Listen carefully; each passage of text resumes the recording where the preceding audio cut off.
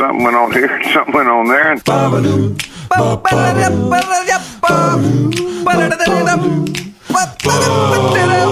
This time on TNT. Our all-time favorite Canadian kids TV shows. Our top 5 Canadianity resort jams. And how it cost me $3,500 to not have lunch with Margaret Atwood.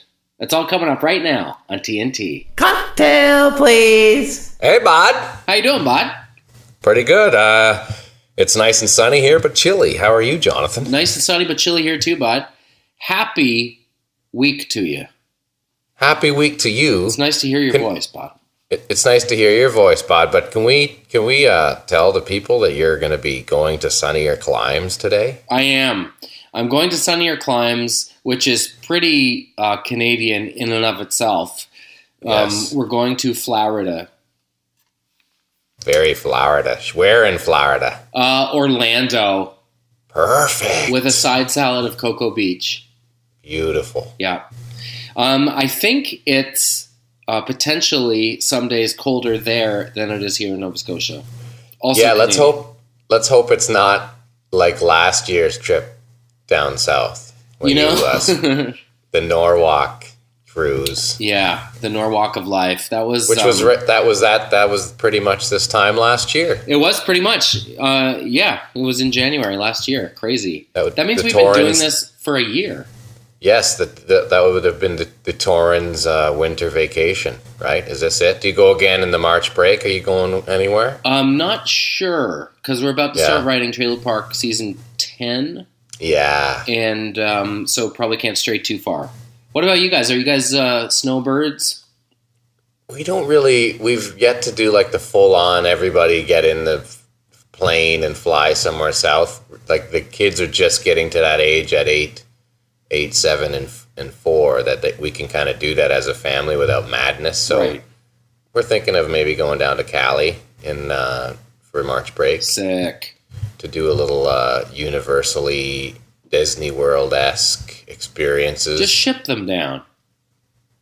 Don't buy plane tickets for them. You can ship them down FedEx. Remember those old shows where the kid would just like get on a train by himself for like 18 hours and 3 stopovers? Old shows. Nice. I think I did that as a kid. My sister and I flew to England when I was 6, and I had to wear a humiliating bib that said UM, unaccompanied minor, which might as well have been like perv alert, right? Hey, pervs, this child is solo. Oh, man. Yeah, and I always took it off, and the flight attendant, or stewardesses, as they were called in those days, would say, you have to put that back on, bud. Oh, man. But even my 6-year-old self was like, this doesn't feel safe, advertising that I am without my parents. Yeah. See, me, I never went on trips as a kid, ever. You must have gone on car trips. Well, like when I was playing baseball and stuff, going to the weekend tournaments, that was about it for travel. No, like vacays. Those are pretty fun, though. Camping once, I think. Yeah. My brother James had like some kind of a heat stroke or something, so he said he was like punching at like bugs attacking him. He was having like hallucinations in his tent. Kind of put a damper on the day. Family time. Taggart family trips. My dad was prone to Ronnie-style outbursts when he felt hard done by. Like, go to the grocery store and buy $200 worth of groceries, which is a lot in the 70s. And it was because we were going on a family camping trip. And when he'd say, do you have boxes to put those in? And they would say, like, no, we just burned them or whatever. He'd say, well, then I'm not taking these groceries, and walk out. Like, things that set the family back for the purpose of making a point. He'd leave it all there. Yeah. Wow. He was just burning. But it was a different time. He was also this guy. My best friend Mark Hallett and I used to walk up over the hill to get to preschool, and these bullies would walk up over the hill past us to get from where they lived over to the elementary school. And my dad, Pat, parked on a side street, watched for the bullies to come harass us, came around the corner on 2 wheels, put them in the car, and took them right to the principal's office. Imagine trying to do that stuff nowadays. I remember one time I got in a fight. Rothman's king size hanging from his mouth, chucking kids in the car. That's solid parenting. One time I was in a fight with a kid in, I think it was like Cookstown in like 1987 or something. These bullies, I'd had it, so I was fighting this guy. And there was like a crowd around, and all of a sudden I hear my mom cheering me on. She's like watching the fight. She's like, "Get him, Jared, come on!" I'm like, this is classic supportive roles. She knew that I was trying to do my thing, and I think it affected them because they're like, well, why is his mom not stopping it? And like, she's into it. Like, he's gonna, like, I'm confident in my ability. So that kind of helped me win the fight. Do you have solid parenting? Do you have any friends who, for lack of a better term, are liars? Oh, well, if I do, they're not friends anymore. It is a deal breaker. There's a guy that I really like. He's a good dude. I really enjoy spending time with him. And he'll start telling a story, and you think, oh, that's far-fetched, but remotely possible. And then there's a TSN turning point in the story where you're like, okay, you are lying. Which puts you in a really uncomfortable position because you either have to. You gotta give me an example of one of these stories. Okay, so here's one. This is a story as told by him. I will also interject as me. Perfect. Unless you want to play me. I think I can play you. Okay, you play me, but you're gonna have to take your voice up like a full octave. Okay. Okay, so this is the story as told by my friend. Okay. You know, I was raised by my grandmother, and and she was a big boxing fan. So she told me that it's good to punch with your right, but you got to keep your left up. You got to keep your left up and block your face. Okay. So one day I was after school. I was in a fight. And all the kids gathered around, and this guy was way bigger than me. And I remembered what my grandmother said. She said, keep up your left hand and punch with your right. Okay. So he punched, and I blocked it with my left hand because it was up in front of my face, and I just closed my eyes and punched as hard as I could with my right hand, and I knocked him out. Yeah, really? And then I sprinted home as fast as I could, and ran in the door and burst up the stairs to say, Granny, guess what? Guess what? I remembered to put my left hand in front of my face, and then I just saw her feet sticking out from under the dining room table. And I went over and was like, Nanny, I kept my left hand up. And she was dead. Oh, man. Really? Come on, like he just went all of a sudden to like no possible truth, Phil. Well, I think I remember thinking, were you not being, maybe you weren't selling on the story enough for him responsively, so he needed some kind of a pick-me-up to get you interested. Well, I remember thinking that is so similar to a Ricky Schroeder movie that I saw. Like, I think I saw that movie. Isn't that The Champ? No. Isn't that what happens in The Champ? So, as the lie-e... I remember now, it's all... I'm like, oh yeah. You're in a weird position as the lie-e because either you don't say anything and he thinks you're really gullible. Yeah. Or you do bust him on it and it hits a sour note and he's like, dude, I'm telling you about my grandmother's death. What's wrong with you? But sociopath. No matter which way you slice it, like either I look incredibly insensitive because I'm like, oh yeah, ing my way through the story about how his grandmother died. It's a weird one. I remember, yeah, there was always like a kid in my class used to say he was just some stupid, this was up in like Shelburne, and a white kid said it was cousins with Michael Jackson, but we couldn't see the pictures because Michael doesn't want you to see them. How about that kid? What do you even do with that? you just go like whatever, salad, and just move on. Because if that's how it starts with the guy, you know what I mean? Like, right, that's where's it going? You know where you go. That was kind of how I felt with my friend. Like I say, on paper, so funny and really fun to be around and all that stuff, but that is kind of a deal breaker. The first quality I look for in a friend is the right to ditch. But if you say we should maybe go to a movie next Thursday, and then Thursday comes and the friend's like, hey, remember we're going to that movie tonight, and you say, oh, honestly, I completely forgot. Can we just do it another time? I want my friend to say, no problem, of course. Yeah. I don't want the friend to be like, oh, sure, let me see if I can uncancel all the plans that I was offered for tonight. Like that stuff. No, yeah, and I've touched upon that before, where it's just the concept exactly of those people that you meet, and they're like, can we do that thing like we promised? Oh. Can we go to that restaurant like we promised? RTD, man, right to ditch. Yikes. That's like beyond when it's like, oh, your time. I want my hour and a half back that I prepared for this. Yeah, I prepared to go to a movie. See, here's what I'm guilty of. If we're putting it all on the table, here's what I'm guilty of. If I bumped into you and I'm genuinely happy to see you, I would probably throw out the suggestion that we make plans as a way to back out of the conversation. And then sometimes that catches up with me. Like, Jared, it's so good to see you, man. I got a jet, but man, lunch. We should have lunch. Like, yeah, sure. When works for you? I don't know. Tuesday?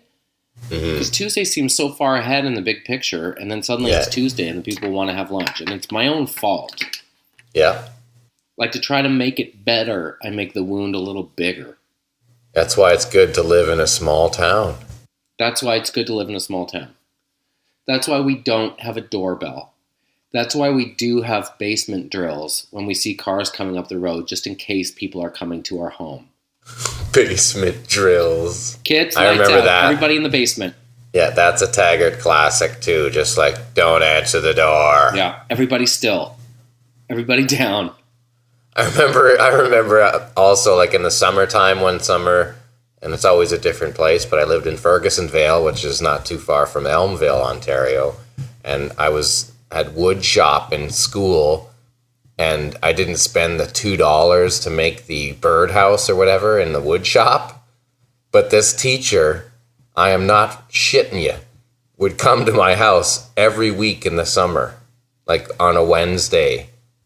I'd see him drive in and like start knocking on the door in the summertime. Why? He came like to get the $2. Oh my gosh. Yeah. And he came about, 4 or 5 weeks, and I just would hide. Can you believe that? Like $2. So that dude was like, no, it's the principle of the thing. This young man needs to learn a lesson. Yes, absolutely. I know it's just $2, but it's not about the fact that it's $2. It's about the fact that he hasn't done what he was supposed to. I taught you about the damn acetylene torch. If it wasn't for me, you wouldn't know the A before O, or up you go. Wait, what is that? The acetylene before oxygen, or the explosion, or up you go. Oh, no. Really? Oh, yeah. Oh, for sure. He was the same teacher that took all of the people in the class, and he said, you are going to get hurt this year. You will be cut. You will have cuts. You will be hurt. Everybody in this room will get hurt by this stuff.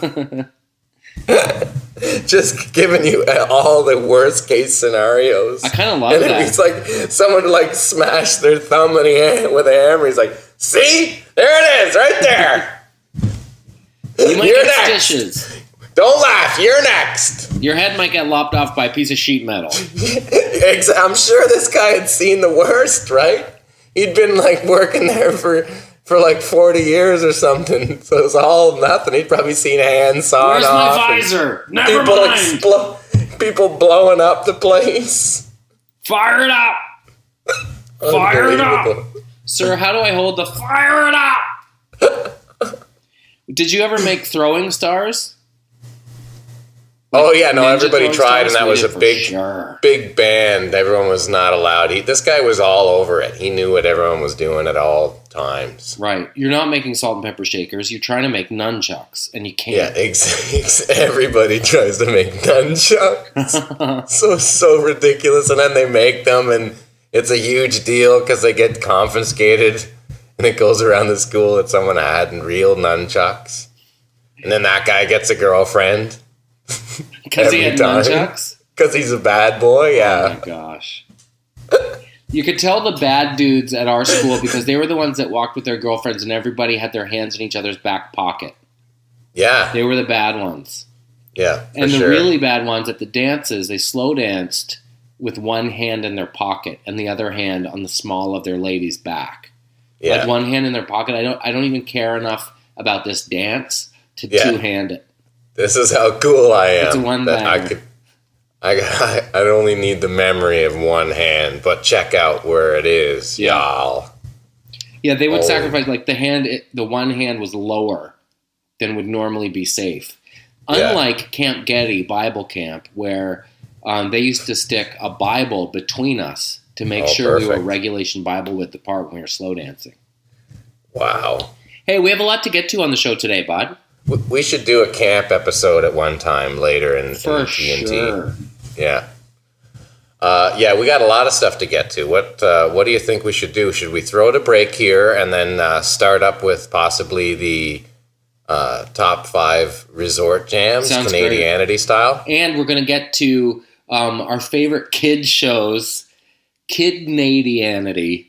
Actually, yes. Canadian kids shows. And we still have our Bud of the Week to come. Lots more on the way on this 26th episode of TNT. Thanks for joining us. We'll be right back. Come back, will you? Hello. Welcome back to Taggart and Torrens. So, I'm not a liar, but my mouth does get me in trouble sometimes. And this Canadianity story occurred to me in the last couple of days. And I was like, you know what I must do? I must tell my friend Jeremy Taggart and the people this story because it's so ridiculous. Let's hear it. A few years ago, I went to a benefit for Walrus magazine. You with me? Yes, Canadian magazine. Canadian magazine. Some would say kind of hoity-toity. Yes. It was one of those, like, someone had an extra ticket, I was in town, so I went. Okay. Not my room. Like I was saying about the Gemini Awards or the Canadian Screen Awards, I get a little uncomfortable in these environments. Yeah. Some Conrad Blackses, sure. Like folks in a bow tie, but they mean it. Like it's that. Yeah. And this thing was a fundraiser for this magazine that some would suggest caters to a wealthy, educated readership already. So they had an auction where your Bill Clintons and your Archbishop Desmond Tutus wrote, I forget, good advice for a piece of life or something, put it in a bottle, like a wine bottle, and these bottles were up for auction.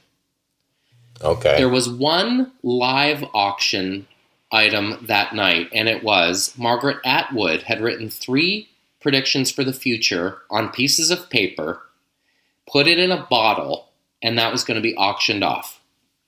Okay. Sheila Rogers from CBC Radio was the auctioneer, and because it was a big, unwieldy, L-shaped room, she asked me to come up and Albert Schultz, remember? From Street Legal? Yeah. To be the spotters, like the hup, hup, as hands went up in the room. Okay. So this bottle with 3 predictions for the future, handwritten by Margaret Atwood, who's sitting beside the stage, quickly gets up to $6,000. Yowza. Yowza. So it's $6,000, anybody 65, 65, 62, anybody 6,100, 62, whatever. Margaret Atwood beside the stage says, for $7,000, I'll have lunch with the person. Come on. Nobody hops on it. Okay. So I whisper to Albert behind Sheila, for $7,000, we should go halfers and take Margaret Atwood to Subway, because that's funny. Mm-hmm. Albert says, too rich for my blood, man. Sheila says, Jonathan will split for $7,000, split it with somebody. Rebecca Eckler, this girl who works at the National Post in the front row, puts her hand up and says, I'll split it for $7,000. Sold for $7,000. You did it. Completely unintentionally, I was on the hook for $3,500. Yeah, this is the whole truck issue all over again, except you made it up yourself. I know, it was my own fault. I screwed myself. So this Rebecca Eckler, who doesn't work at the Post anymore, but she's a good journalist, comes up and says, I read a lot of Margaret Atwood when I was pregnant, like read it out loud to my baby. So I'd really like to have the predictions for the future. I was like, well, sure, you can have those. She said, you can have the crystal decanter and you can take Atwood to lunch. I was like, I don't want to take Atwood to lunch. I thought it was a joke. I thought it was funny. Yeah. Stuck. $3,500 I spent. I still don't have the crystal decanter. I didn't take Margaret Atwood to lunch. My big mouth got me in big trouble. Wow, that is yes. That's dumb. Yeah, well, I mean, it's good for charity, but dumb for the thoughts of realization, the fact that you're not exactly on Miami Vice in 1983. Hell no. And if I'm being honest with you, there are probably, if I was going to give away $3,500, there are probably other places I might opt to do that. Yeah. But it was like an idiot tax that I had to pay once in my life, and I will never do it again. I just want to see this lunch and what that's like, if it's ever going to happen. Oh, man. No, well, it never has. And again, it's my own darn fault, but I did learn a good lesson that day about keeping my mouth shut. Yeah, no kidding, eh? Has your mouth ever gotten you into trouble, bud? Many times, I'm sure.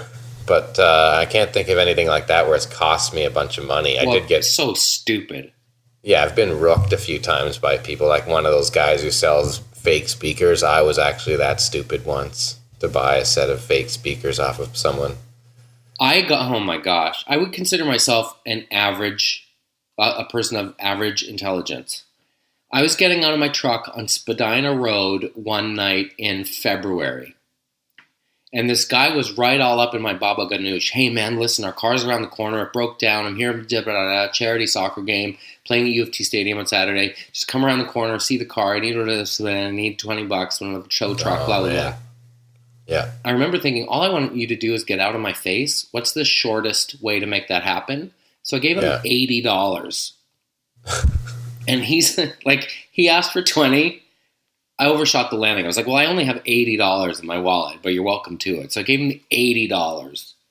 Wow, that's weird. Hefty move, I know. And he says, I'm so thankful. What I'll do is I'll leave tickets at the box office at U of T Stadium for this soccer game we're playing on Saturday. And I was like, well, thank you. That's really nice. And I go into my friend's place, and my friend says, oh, yeah, so tickets to this game on Saturday? Yeah, at the outdoor U of T soccer stadium in February? Like, oh my gosh, I'm an idiot. Yeah, you were just like trying to get out of the sure, bud. But it's like when you see a mouse, bud. If someone said, take a breath, look over there in the corner, there's a little mouse, you wouldn't worry about it. Yeah. But they're little terrorists that just jump out and they're all up in your face. Yeah, no, we've all been, sometimes you take, you think somebody is okay and not a total asshole, and that's the thing too. Like, we have a little too much trust sometimes with other people. And I guess ultimately I'd rather be the kind of person who goes about their life in the world being trusting and a little naive, as opposed to a hardened skeptic. Well, we all sometimes grew up with, bites you on the R-spot. And we grew up with great kids shows to make us able-bodied Canadianity people. Yeah, we did. Let's talk about kid shows in Canada. I've ingested a whole bunch. I've even worked on a few. And I do have a very soft spot in my heart for kids' Canadian shows. And I do love how there's some ridiculously odd regional ones because of the power of public TV, like TV Ontario. There was a slew of ones that probably you haven't heard about, no different than ones in Alberta or ones that are out east, or even CBC independent stations created. It's there's all kinds of crazy ones. So let's just kind of delve into a few of the classics. Hit me. And then maybe get into some of the little harder, weirder ones. Are you going to start with a classic? I'm going to start with a classic right here. And I'm sure we all know this one. The polka dot door, the polka dot door. Yeah. Peep through the polka dot door. That's right. Songs and stories and so much more, Jonathan. Through the polka dot Gotta get the juice harp in there to get the kids going, eh? We always say, get ready set Oh, that's a for nice Animal tune. Day. It's Animal Day, People too. and pets That's get my favorite together day. and play. Yeah. Come in the polka dot way. Nice little vibrato at the end. Was Polka Dot Door Yeah. the one where they looked through the thing? No, that was Romper Yep. Room. No, I do believe. Well, they look through. They look through something. Where did I they think, look through too. the handheld mirror and say, "I see Jeremy"? Well, that was Romper Romper Room. Yeah, that was Romper Room. Um, But I do believe Polka Dot Door would throw out the odd thanks to kids. I can't remember 100%, but boy, that was a strong Classic. theme in the Taggart household as a kid. The Polka Dot Door. You got one, bud? Yeah, take a listen to this. Yeah. Not since Zamfir has the pan flute so captivated an entire generation. Oh, beautiful.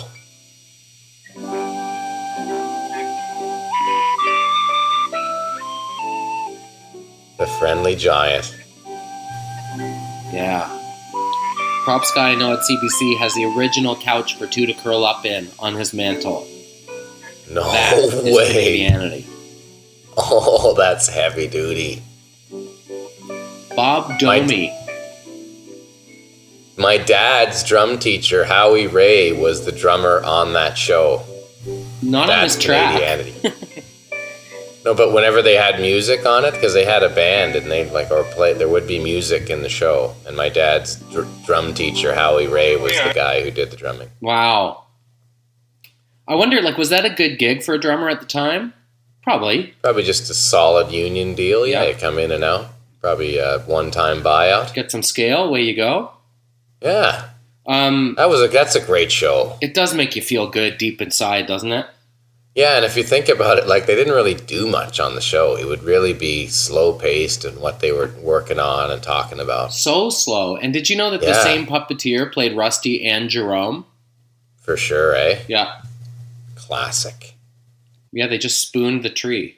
Let's move on to a more rural Ontario classic. I believe this was put together by CHEX TV, Channel 12 in Peterborough. Jay and Dan O'Toole's stomping grounds. This is what he grew up on. Yeah. I'm sure they've probably talked about this show on their wonderful podcast, but let's take a look at the beginning here of the Silver Basketball. What?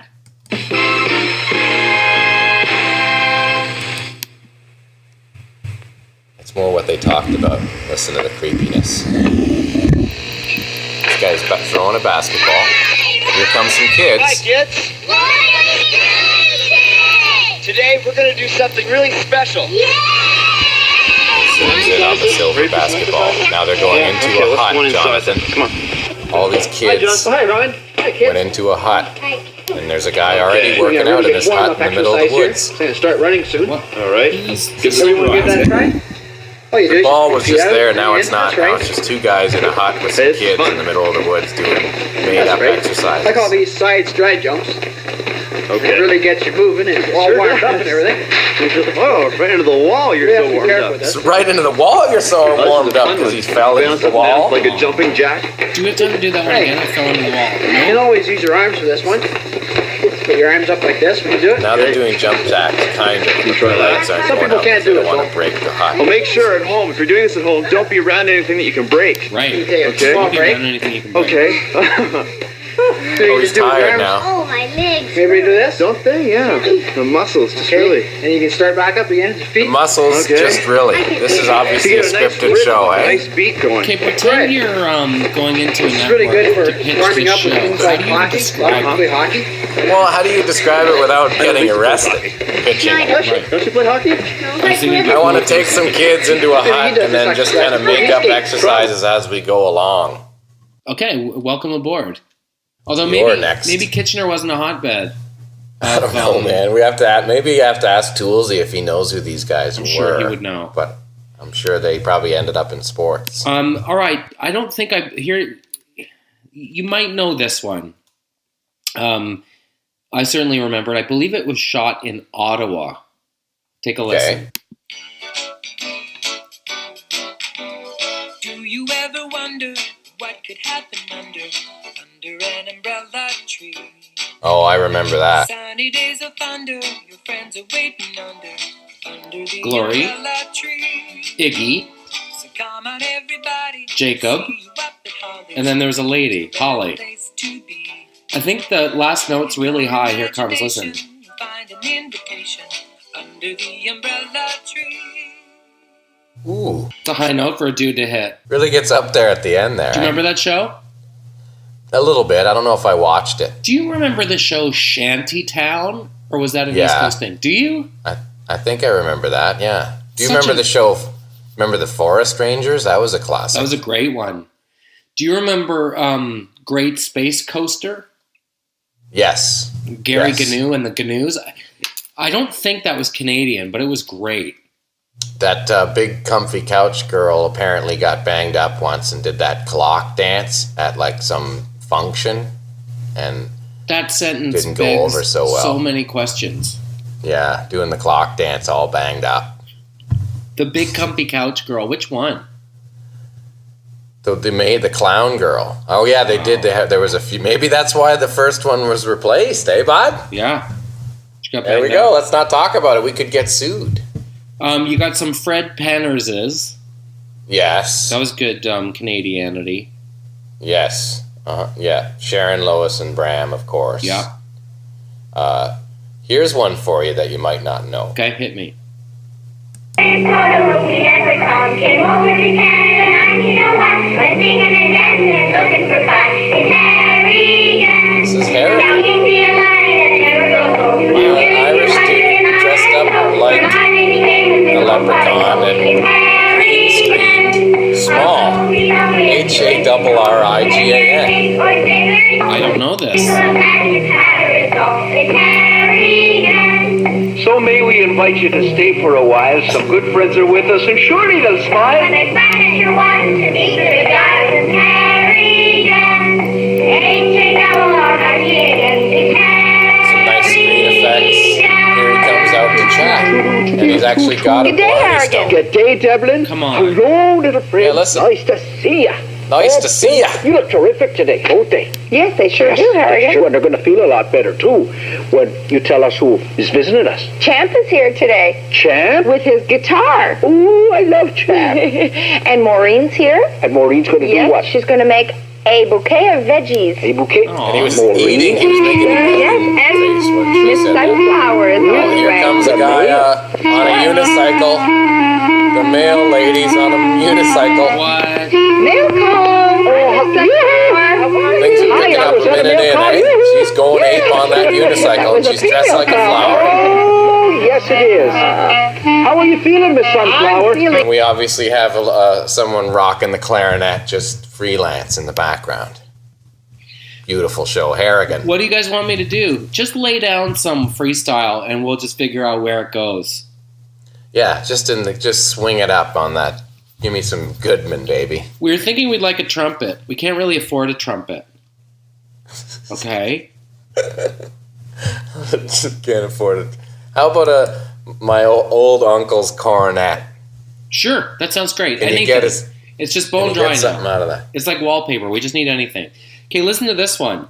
This show starred a young Canadian host who would go on to be quite a successful actor in the United States of America. She's now wife to a certain hockey-playing pylon that Toronto fans love to dislike. Take a listen. Oh, I think I got this one.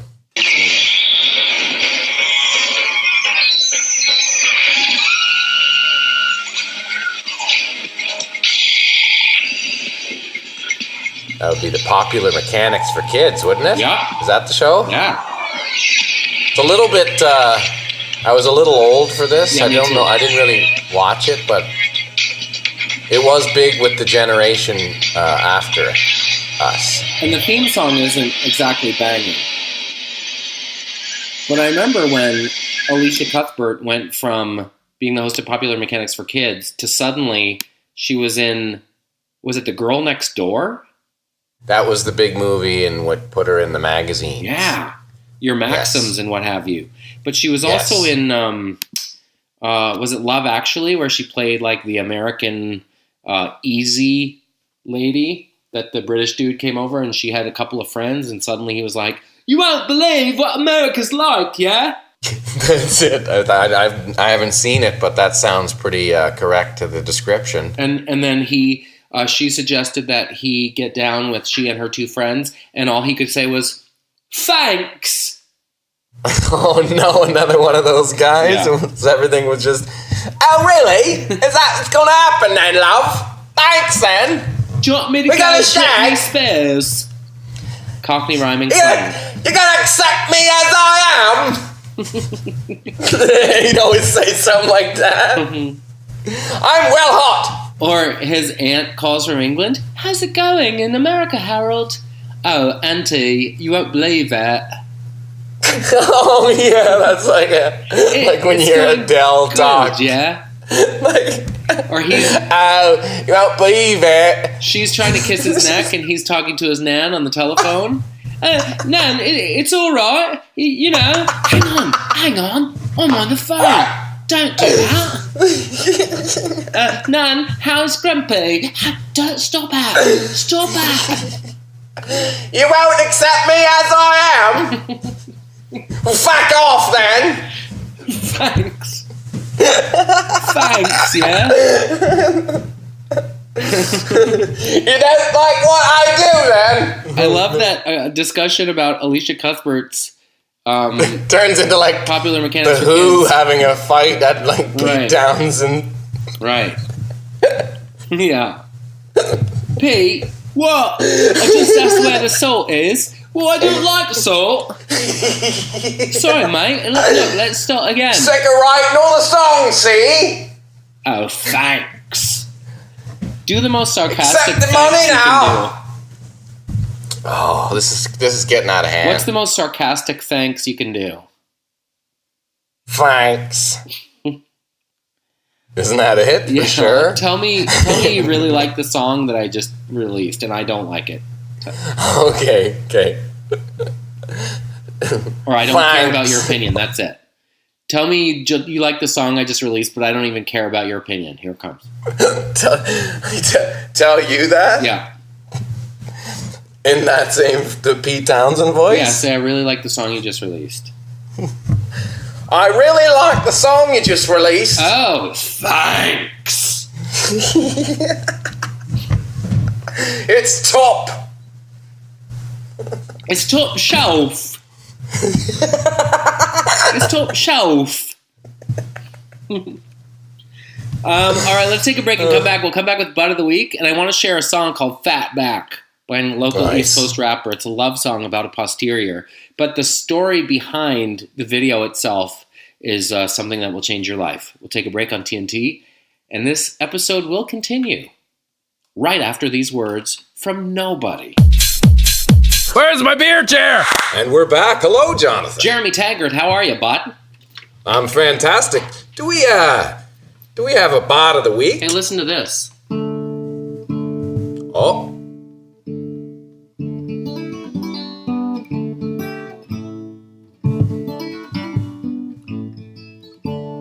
What song's that?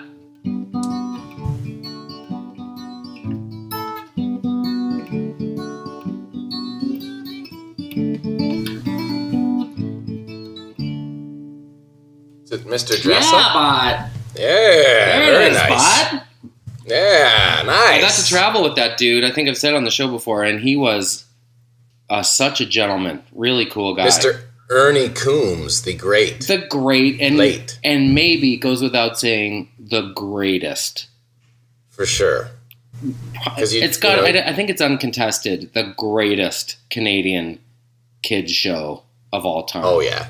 I think Mr. Dressup. That's the one that sure. everybody just goes, well, yeah, formative, amazing. To the point of like the fact that we didn't put it in there because it's just so big. It was on the nose, yeah. And we should have done it. And I love the fact that you put it into acoustic guitar form, which is very nice. Thanks, bud. Sneaky chords and everything. Thanks, bud. Hey, Give yourself a pat on the back. Oh, if only my arms were that long. Yeah. Butt of the week. Butt of the week. So was it last week or 2 weeks ago that we talked about what the soundtrack would be? It must have been 2 weeks ago. It was last week, or in the world of the podcast, it was the last episode. Was it? I believe it was. See, I thought last week was the 25th episode where we talked about the definition of Canadianity. It was the 24th that we talked about what the soundtrack would be for a TNT movie. Oh, no, yeah. So I thought you were talking about the soundtrack of the resort. Sorry. Oh. Which was last week. Yes. Right. My error. Not at all. So we came up with a list of songs that would be on the TNT movie soundtrack if we were to ever make a TNT movie. And yes. I recorded, just as we were talking, kind of the voiceover for a movie trailer to Spirit of the West's and If Venice is Sinking. Yes, you threw the bumper. It was beautiful. Daniel it was just McDonald. On the fly bumper was fantastic. Sorry. Daniel McDonald, listener, and Bud cut together an actual trailer for the TNT movie. I think he's a graphic artist based in Halifax. And I think, goes without saying, Daniel's our bot of the week. He is. Let's take a listen. Motion picture so powerful, critics are calling it not too bad. Right on. Jeremy Taggart, Jonathan Torrens, a Dodge Dash, and only 36 hours to get to Tofino. Taggart and Torrens, the movie. Right on. Coming soon. I love it. Yeah, it's a really nice put together clip. It's got some classic Canadianity shots in there. Really nice. Carnival. Absolutely, for sure, bot of the week material, definitely. And the way that he worded the tweet, this is just something silly I put together. No sweat, bods. Enjoy it if you like. That's Canadianity right there. It sure is. We really appreciate that, Daniel. It's really fun to watch and exciting to see. I had, with my friend Rob, had an idea for a show called The Canadian, where the winner gets Canadian citizenship. And it was a celebration of every possible Canadian cliche, because I think sometimes with Bonhomme du Carnival and RCMP and Banff and Wayne Gretzky and Aeroplan Points, I think we kind of roll our collective eyes at these Canadian cliches, but we sometimes do forget that what we take for granted, just being Canadian, is something that people all over the world move here with the hopes of getting, right? Yeah, absolutely. Can't take it for granted. It's a big deal. No. And that's why I sacrificed my bod of the week, by the way. I didn't tell you that. Well, what's more Canadian than that? Yes, Us both giving bod of the week to Daniel McDonald. Yes, and I just felt that the way it came about, we heard some great stories on Twitter about people that are deserving of a possible bod of the week. Yeah, lots. There were some really good ones about people that actually do Canadian things, not just helping out people and every day like a snowbank or getting a car stuck or just kind of... I heard a funny one. I believe a neighbor came over and knocked on someone's door because they saw their door blow the door open in the middle of the night. So they knocked back, and the person came to the door, and they both said sorry. No. Just like, I want to make sure everything's okay, bud. Sorry. Oh, no problem. Sorry. Just woke you up in the middle of the night, but everything's okay because we're Canadians. Generally speaking, cliches are born out of some kernel of truth.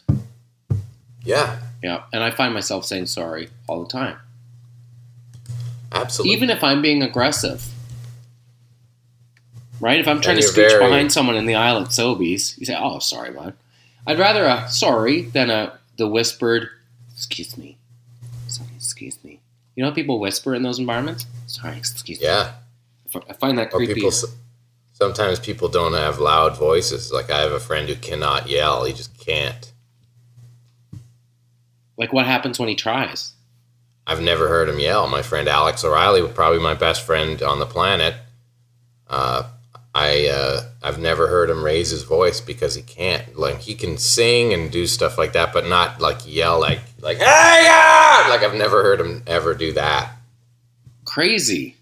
Yeah. It's weird, eh? Like is he physically unable? Yeah. He doesn't know. I can't do it. I don't know why. And he's very smart, intelligent, creative guy. That's just one thing that's interesting. Thanks. Yeah, it's definitely in the thanks. Jeremy Taggart, last week we did the top 5 although it was more like top 3 or 4 songs to feel in the snow in Canada. Yes. I tasked you, which is a new verb, with the notion of putting together your playlist for, you know, when Canadians go to, there's a swim-up bar and your face is red and it's probably near Cancun and you probably paid $7.99 for the week at 1-866 WOW deal, or one of those get away for less places. Yeah. So let's hear your top 5 Canadians down south playlist. Say you're kicking it anywhere from Cancun to Daytona Beach. Whether you went Transat or Air Canada. Or Canjet. Or Conjet. Or WestJet. Here's a jam that we can all remember. Sitting in the summertime, having a pina colada. Yeah.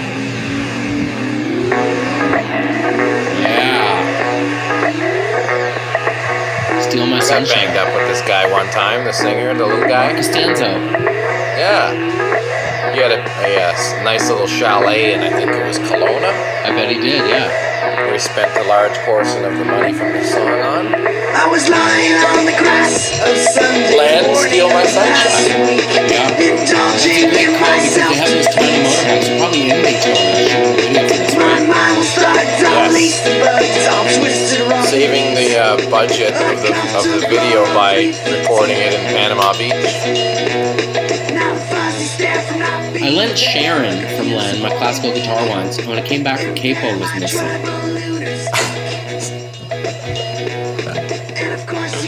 Good times. Always had a good time with those fellas. Hey, so here's the and lady. Here's the Nova Scotia tie-in. Corey Bowles, who plays Corey on Trailer Park Boys, was in a hip hop outfit called Hip Club Groove with a guy named Derek and a guy named Brian. D-Rock and DJ Moves. D-Rock and DJ Moves were in Len. Stinkin' Rich, who later became Buck 65, was supposed to be in Len, to the point where when the album cover artwork was done, Stinkin' Rich is in the artwork, but he ended up not being in the band Len. Crazy. And it turned out pretty darn good for old Buck, eh? It turned out pretty darn good for old Buck, yep. He's a very gifted songwriter and performer. And spoken word artist. I just saw him a few weeks ago in Toronto. He did a nice little piece. And not unlike yourself, he was quite a baseball player. He was a very good pitcher. Yeah.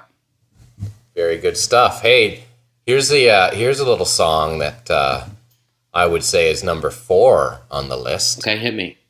Are you ready? Yeah. Because this band, I mean, talk about a history. The amount of hit songs that this band put out. I mean, you could pick pretty much any of them, but I could see maybe chilling out in Mexico, having a sugary drink. Northern Pipes. You're probably gonna get a stomach ache anyway because you're bummed out that you're not getting the buzz off of Doug and the Slugs. No. You ready? Yeah, hit me.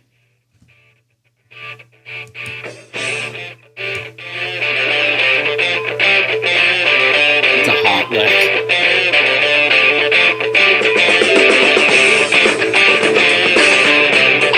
It's a great riff.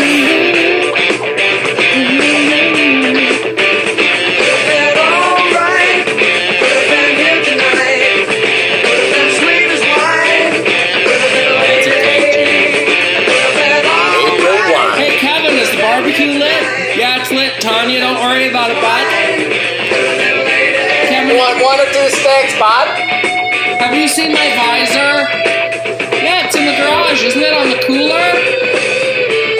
I'm drinking 30 beers. Meanwhile, the neighbors are going, oh, they're at it again, Marg. Yeah, and there's already a guy having a pee on the lawn. Yeah, they're at it again, Marg. 11 o'clock in the goddamn morning. They're at it again. Oh, man. That's it. I hear ice. They're drinking. It's a great jam. So that's a great jam for sure. We're all set there. April Wine. Hey, Miles from April Wine is doing a real cool thing where he's collecting a bunch of old sneakers and donating them to folks that need it. Very good idea. Yeah, good rockers doing good in the world. That's Canadianity, bud. That is Canadianity. Okay, here's another one.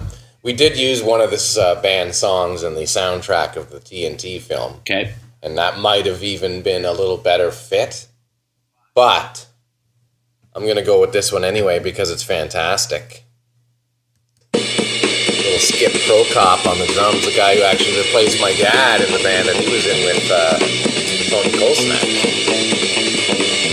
Went on to form Lighthouse. Yeah. And this is One Fine Morning by Lighthouse. Fantastic tune. Bring those horns in.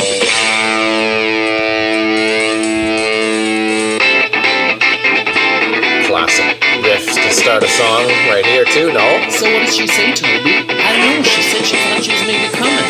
But is she bringing a friend with her? I don't know. She said she might. I like the Bahamas this time of year. Hey, do you guys have badminton rackets you can borrow? Hey, you guys got that golf game where you throw the balls that are on the ropes and they hit the wire? You know what I'm talking about? Girl, I wake up, wipe the sleep from my eyes. Little lawn darts, bud? Go outside and feel the is it true that the beach over by the cove is then I hedonism? know I'll realize that as long as you love me, girl, Shirts off party. Mandatory. Is there anywhere I can sell the old manatee? You know what I mean? and on that morning when I wake up, Yeah, that's a very hedonism inside a cloud. jam. Hedonism friendly jam. So where are you guys from? Port Hope. Where are you guys from? Whitby. Inside a crowd. Oh my Calling, God. come with me, baby. Where are you fellas from? Manitoba. Where are you fellas from? The paw. We should do an episode of TNT from the I'm paw. not kidding. You know what I mean? Where are you from? Red Deer. Where are you from? Port Hope. I love the Port Hope. Me too. So yeah, Lighthouse. Good one. That was number 3. What's number 2? One Fine Morning is a classic. Okay, here we go with another one. This one is probably a little more in your ballpark. Is it Wave No Babies by offense. Honeymoon Suite? Yes. No. It is. It is. I knew you would like this. Amazing. Because you know I hate it. Hey, Pete, I think those girls are looking at us. Let's just go with it, Jim.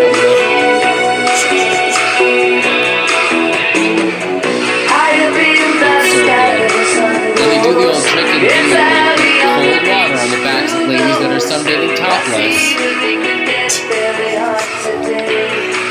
Yeah, don't do that, because you know that's just going to spell F-U-N. It was a different time, sure. But I think you can't argue that the chorus is hooky. Oh, no, it's definitely a popular, written, formulated rock and roll pop to the T. The album cover with the cocktail waitress or maid putting the bed with the nails on it shaped in a heart. So good. Like, are those guys wealthy? I don't know. I can't answer that. I doubt it. Well, to borrow the title of a Honeymoon Suite song, if those guys aren't wealthy, then what does it take? Oh, nice. All right, what's I think that was one of those. There was that's a classic example of a band that was supposed to break in the US and they did everything, including having the label support and everything, and just something didn't go and it didn't go as big as they thought it would be. And too bad. There was a lot of expectancy that didn't resolve. Too bad.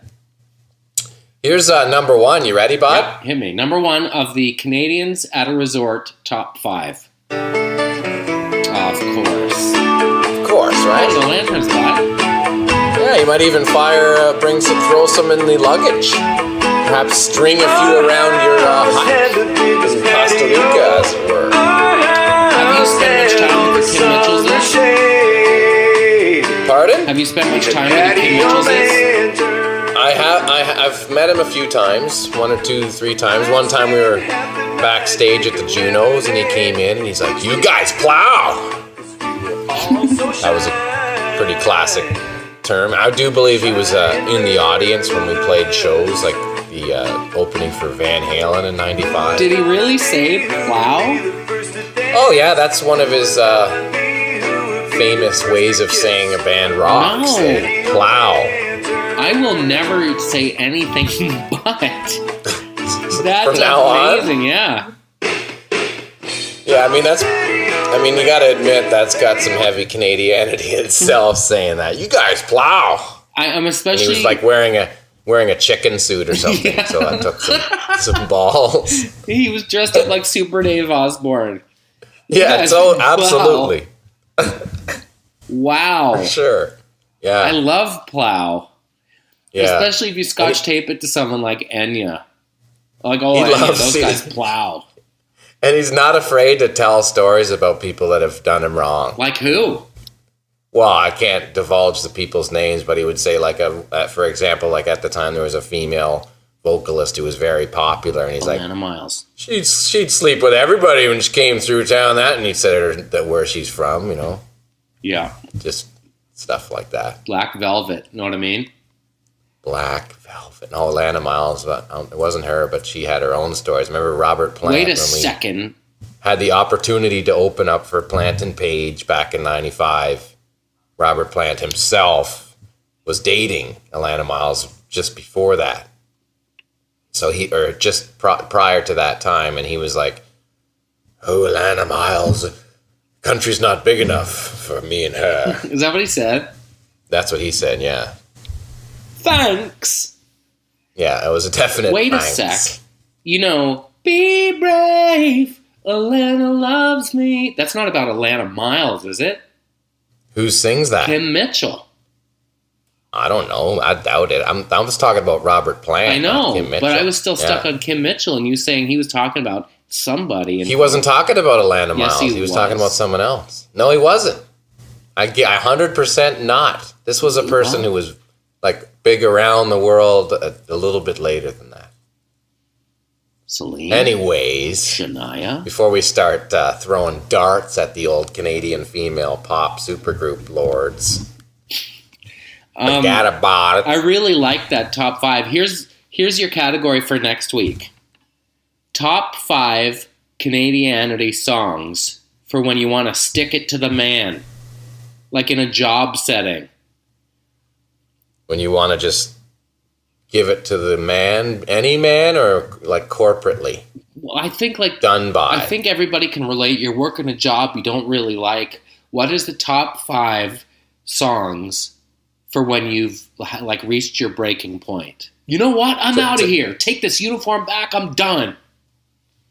Is this a song you play on the way home, or is this a song you play to tell them that? There's a two very different feelings. All right, well, for me, it's the song that kicks in if your life was a movie.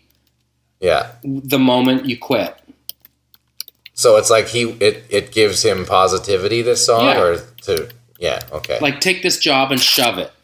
Ba-doodle-a-dweird it, ba-doodle-a-dweird it, ba-doodle-a-dweird it. But the boys are back in town. That's not a you can take the job and shove it feeling. But that would suffice. Yeah. Like something rocking. Yeah. You know what, Corby? I've been working in the stink hole for 2 years now, listening to you tell me that I suck day in and day out. I am And then done.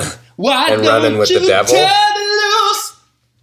Turn me loose. Yeah. Okay, so containing, it still has to be Canadian then. So we'll keep Canadian bands. It must be Okay, Canadian. perfect. All right. Well, you threw me out with the boys are back in town. Hey, great top 5. And Thanks, Bob. Let's take a break and we'll come back. I want to play Fatback. Hang on. Tidy's calling you Studley. Hi, Jonathan. Hi, Jeremy. How are you? I'm doing great. I'm all ready for this last little segment. I can't wait to hear this this hopefully famous new artist from the East Coast we're about to hear. This was my favorite song for a year and a half. I can't play Clap You Turd Cotta, my new J-Rock song, though I've played a little bit of it on the show because it's the property of Trailer Park Boys Season 9. It's a love song to a shapely posterior. And again, Beautiful. I can't say who it's about. But I discovered a song a couple years ago by a Nova Scotia rapper named Psycho Scode. Okay. And Psycho works out west. Like he's a trades guy, and he's also a rapper. He is in this video with a woman named Ben Souza. You'll hear her verse too. But I want to urge people to go to YouTube and watch this video. Fat back is another word for a woman's posterior. Okay. PHATBACC. Baby's got a fat back.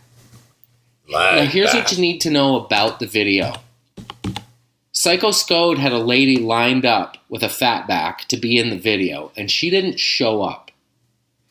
So some of the video is shot at a mini putt place. He was able to ask another of the patrons if she was willing to drop it like it's hot in the video for fat back. So the girl dancing in fat back was just playing mini golf. That's her only crime. And here's the best part. From what I've heard, they're still together. No way. Yeah. Yes. Since this video happened. Yeah. So I'm going to drop a portion of fat back. And I know the word is funny, but I think the jam's tight. Take a listen. Baby got a fat back. Whoa, homeboy, hold up, look at that. You know I like that. That back, dish that. The way she walk, look like she packed something in that. Baby got a fat back. Whoa, homeboy, hold up, look at that. You know I like that. That back, dish that. The way she walk, look like she packed something in that. Baby got a fat back. Wait, homeboy, hold up, look at that. You know I like that. That back, dish stack. The way she walk, look like she packing something in that. That's pretty classic. It's That's pretty a good great. chorus. It's pretty great. Here's a verse. Yeah, I'm back in the club again. Ain't nothing changed about me, cause I'm still thuggin'. Still smoking, still doing what I do. I'm way in the back, macking on a broad or two. Man, them girls that look real good. They shaking that thing like they should. They can make it bounce round and round. Check out how she do the splits and make it touch the ground. Duh, check out the on her. Girl, yo, it's a large. There are a few things that I love about this video. One is they bleep the word video, bleep the word booty, which is kind of interesting. And the second what? Go ahead. I like the rhythm of the rapper. He's got great rhythm. He's great. It's very rare these days to have rappers that are actually rhythmically strong. Like if you listen to original rappers, they're always. That's why like Biggie and Tupac were great because they can flow. You know, that's good rhythm right there. It's unbelievable rhythm, and I like that it kind of. I know it sounds like we're overanalyzing it, but it kind of tells a story. Like his problem is the women in this bar that he's in aren't dropping it the way he thinks they should. And then this Ben Souza, who's in his posse, I think is a great rapper. Listen to her verse. Okay. Psych Sizzle got the master plan. So can you break it down for him just a little faster, man? All the girls in the club get low for your cake. This a song where you gotta shake it like an earthquake. We dip through the crowd, the fans get loud. Ben's got a fat back when her pants come down. And this is a fat track, get your hands up now. You wasn't on the floor, you gon' stand up now. It's a remix, so you know we getting scrolled up. Everywhere I go, MP getting thrown up. Show enough, it's us with the party bumping. Excuse me, my boy, wanna see you wobble something. Keep it running like you got no brakes on you. I don't discriminate and won't hate on you. And even if you got a little weight on you, show them why the back of bottom jeans look great on you. Baby got a fat back. Isn't it Solid. good? Very great. It's so earwormy. And I guess mostly the thing that I dig about it is it reminds me of old school hip hop. Yes. Like I like that stuff. Like old like Ice-T and the early NWA records. He's like, did your mama help you make it that fat? Did she feed you cornbread and pork chops? Like, it has a great sense of humor about it. But really the thing that I dig about it is these guys are obviously really good at their craft, and they're on the hustle working other jobs to try to get money to record on nights and weekends. I mean, you've been there. If you make your living in the arts in Canada, you already won. But I love coming across people that do it for the love of the craft, because it's not all glamour, man. It's a grind, especially in the Canadian hip-hop industry. No, man. So there you go. Shouts to Fatback, Ben Souza, and Psycho Scode. PHATBACC. Watch it on the YouTube. Get some views. Sent for Fatback. Nice. Beautiful. Who's on your radar? One. What kind of young up-and-coming bands are you digging? Well, I mean, Canada is kind of ridiculous right now because all the young and up and coming bands are actually doing well and are popular. You know, you have bands like Brave Shores and Deer Rouge, and obviously there's even super groups that are great, like that Mounties band with Hawksley Workman and Ryan Dahl. I mean, that's. I just think the state of music right now is awesome in Canada. The funding that has been going into the last 10 years of independent music is kind of paying off. You don't just have Arcade Fire, you have so much depth between the New Pornographers and Hey Rosetta and the Darcys, and just it goes on and on and on. Dan Mangan and Blacksmith, Zeus, Bahamas. Like there's so much. Like everybody. Oh yeah, Platinum Blonde. Great. I can't even go any further. Platinum Blonde. Once I say that, I start. For sure, they're always out there. Yeah. We did. We had our friend from Helix on. They're still out there. Yeah. You want to go see a rock show? You go see Helix. Yep. You do that right, you're gonna have a night that you will never forget. I know I always try to pin you down on come on, in the circle of honesty, didn't you listen to this? Are there any Platinum Blonde jams that you're like, okay, that's pretty tight? No. And I know he's like, this is never going to happen. It's not going to happen on this show, bud. Like, what about Crying Over You? And I feel bad because, I know the people in those bands. What, really? So Sad, Sad Rain has never been the soundtrack to a terrible breakup? Yeah, I can't say anything because on Twitter I feel like I'm being a jerk because these guys are out there still rocking, but I was never a fan really at the time. But 30 years later, you kind of everything just gels from tradition and history, so you just have to be cool. You can't really. What about Crying Over You when they hit the snare in the rainstorm? Crying. See, I don't. Yeah. No. I was more. Yeah. See, I don't like. I don't know what you want me to say. I don't know what you want me to like of that. It's like I talked about this yesterday on Twitter. I was just saying how I was never a drummer who was into guys who did the stick twirling. I could never do the stick twirls. Why? Because I just never. It was just something that takes time. That's kind of more of a waste of time and takes you away from what you're working on, and more to do with flash and appeal. When the drummers that I dug and the best ones never cared anything about that stuff, like your Bonhams and Mitch Mitchells and Buddy Riches and Gene Krupa and Levon Helm. They never spun their sticks to try and impress people, So I just was never a fan of that. And the drummers that kind of center themselves on that were usually the ones that I wasn't too crazy about. Like the Tommy but it's a Lees rock show, not a rock theory. Well, that's the thing. It's like those kind of bands I wasn't that crazy about. I wasn't into the hair bands in the 80s because it was more about that, fire and explosions and spinning sticks and makeup and hairspray. It's kind of takes, when that stuff becomes so vocal, like Poison and those kind of bands, that it's just, there's just no depth on the other side, like the actual listening to the songs and the honesty and the music and the performance and the identity in the parts. It just becomes more formulated, And that's why they're barely recognizable when they tour now. Well, yeah, and it's just the thing, when you're working at back then, it was just kind of you do what everybody else is doing as opposed to doing something by yourself, like the Tom Waits approach. Right. Where it's guaranteed thumbprint, and that's all it is. Like Tom Waits or like Glass Tiger. There were artists that flowed through the 80s and 90s and 70s that existed like that, and there were other ones that didn't. There was, think about Fabian in the 50s. Think about it. There was always some cheese out there, bud. Always cheese out there, bud. And where the cheese is, that's probably where you're apt to find me, bud. You love a little cheese. I don't mind. But you know what? What? That's why we're sweet and sour, bud. That's why we're chocolate and peanut butter, bud. Sugar and spice, bud.